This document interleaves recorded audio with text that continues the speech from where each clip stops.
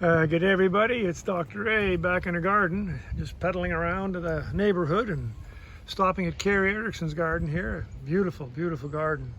A little area right in front of his house, just spectacularly planted. Always fun to stop and see what Carrie's doing. And one of the things he's doing is these verbenas.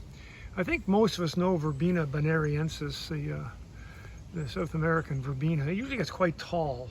It's a lovely plant, a see-through plant. This one is probably a Lollipop. Carrie's not here to tell me exactly which one it is, but it's a dwarf form. And as you can see, it's flowering well. It's attracting a ton of, pollinators, as you can see. But it stays dwarf, and that's why people are liking this plant.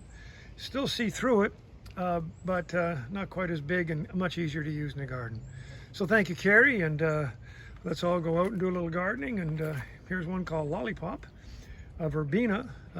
All of the great verbenas are available, of course, just about anywhere, and Verbena bonariensis is certainly one of the great ones.